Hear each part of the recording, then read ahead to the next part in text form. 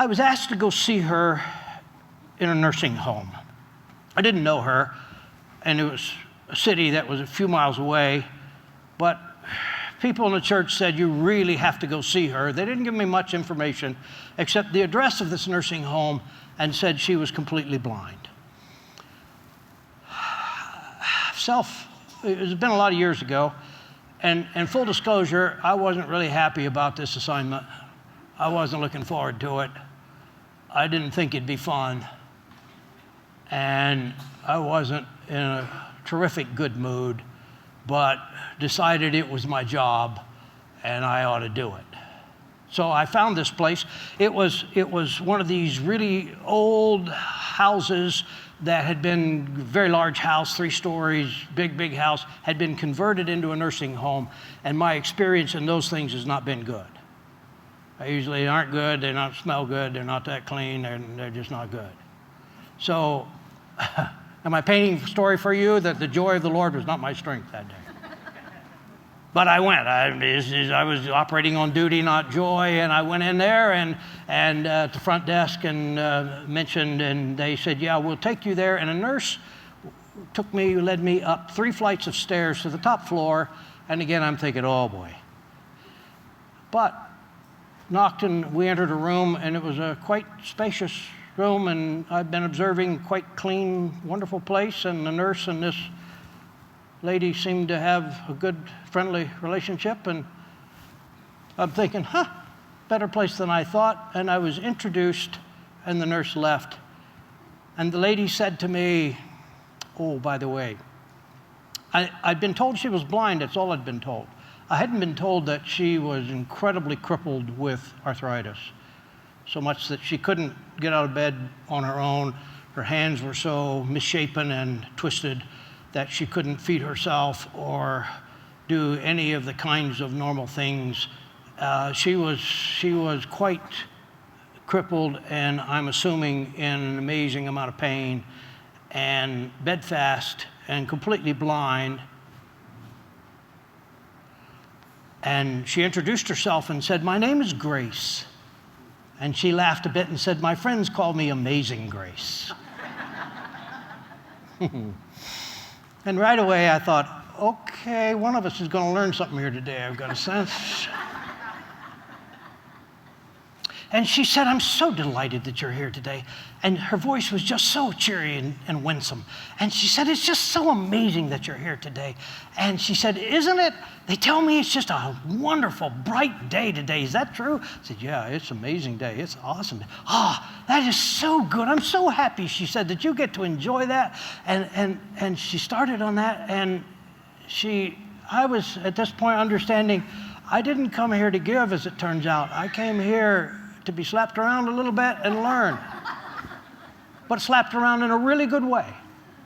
And she said to me, it's so great to get to know you. I'd like for you to get to know me, she said. And she said, so could I just give you a little tour of my room? Now understand, she can't move, really. She's totally blind. And I said, yes, ma'am, I would love that. And it was a fairly large room, and she said, well, if you'll start right here, just over to my right, she said.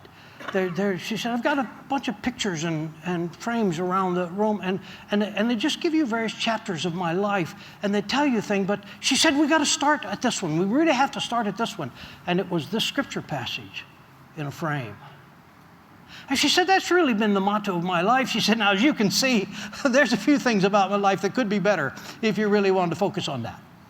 She said, for instance, I could see that picture, but she said, it's okay, I can remember it, I'll quote it for you. And she quoted the scripture passage while I'm standing there. Oh boy, think about this stuff. Don't think about the fact that she's blind and really, really crippled up and really can't move and, think about this stuff. So she said, you understand, that's the key principle, key scripture for me in my life at this point. And she said, and it's so much. I have so many things that fit into those categories, so many things that are good and true and holy and noble and praiseworthy and grateful. She says, I'm just grateful for so many things. Let me just show you some of those things. So she said, go to one to the next. As it turns out, this lady had been a concert pianist and had played in some of the grand concert halls around the world and had known some people who were really famous, some of whom I didn't know, but people know. And so she showed me a portrait of her performing at a great concert. And I can hardly imagine, here's someone whose hands are so gnarled and crippled and immobilized and painful that she can't feed herself. And at one point, she used to be this concert pianist. I really can't imagine either one of those, to be honest. I tried to play the piano once. Just said, that's impossible. You can't, and then they wanted me to do something with my foot. No. That's an overload. I can't get there from here. And so she told me about some of the great works that she'd played, some of the great orchestras with which she had played, and just recounted that with joy, some of the great passages, and I went, whoa. And she said, move to your left. And there was an award, an achievement she'd gotten. She told me about that accomplishment, and that was music. And then move to your left. And that was a picture of the Kentucky Derby. And she'd been there, and she told me about that race and the people that were there and about the horses involved in that race, and she had an amazing memory on it. Now it's something I understand a little more about, and I haven't done that race, but I've been on a horse, and so I understand a little of that, and she tells me about that and recounts that with great joy and just laughs while she's telling me this about the great joy, the fun they had, and the people that she met there. And she kept giving me a circle around that room. Probably about 12 of those. Pictures, awards, events. And she tells me about the people and the relationships and the fun she'd had and the accomplishments she'd had. And then we come back and she said, oh, go look at this one again, she said. You see what I'm saying now? She said, I live here every day like this, and I can't see anything. But she said, you met the nurse. They're really nice. She said, people, for some reason, are just really nice to me, she said. And I'm thinking, duh.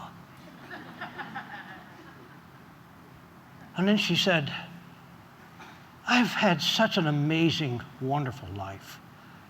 And I have such an amazing life. Now, she said, they tell me that it gets better. And then she said to me, and that's your department, Pastor. I'd like for you to just spend a few minutes telling me how good heaven's going to be. Because she says, you can tell I've had a wonderful, wonderful life. I'm having a wonderful life right now, she said. Although many people would say it's not so good. But I have these wonderful memories and great memories. And I got to admit, I'm crying like a baby at this point.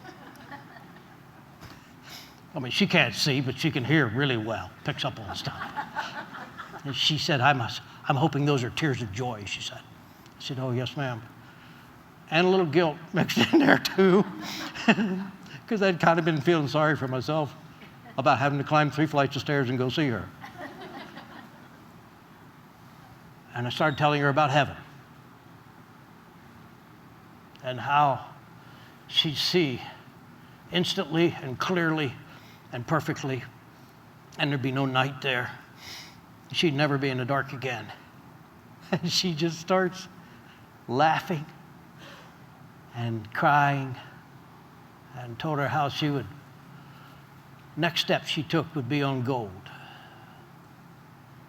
And said, I think it's probably possible you may get to play for the angel choir. Let me ask you to accompany them. I'm going to put that request in, I said.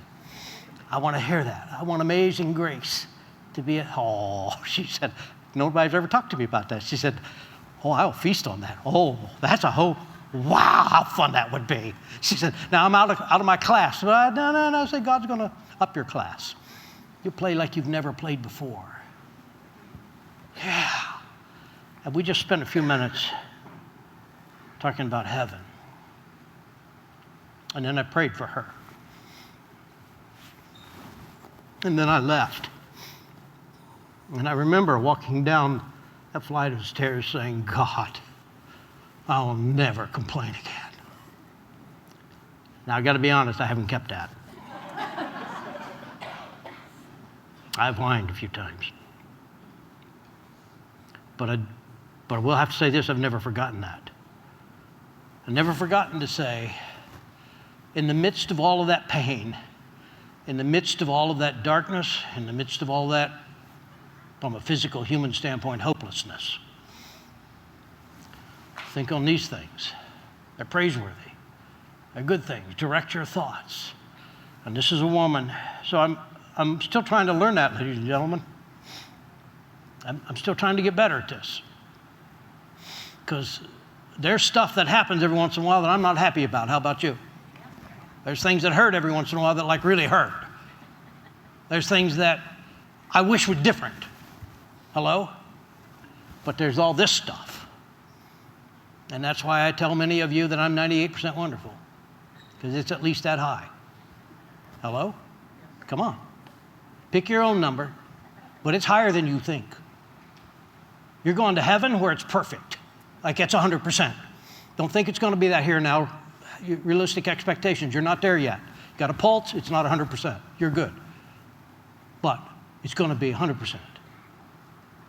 So right there, you got a future. How cool is that? We might get to hear Amazing Grace play the piano with the angel choir. I'm putting in a request. Whatever your circumstances are, and some of you have some, I'm not trivializing those. I'm not blowing them off. I'm not saying you need to trivialize them. I'm not saying you need to put your head in the sand and say, oh, this is nothing. Oh, no, it's something, and it could really hurt, and it could really be bad. What I'm saying to you is, there is joy, and it is your strength. It is your strength.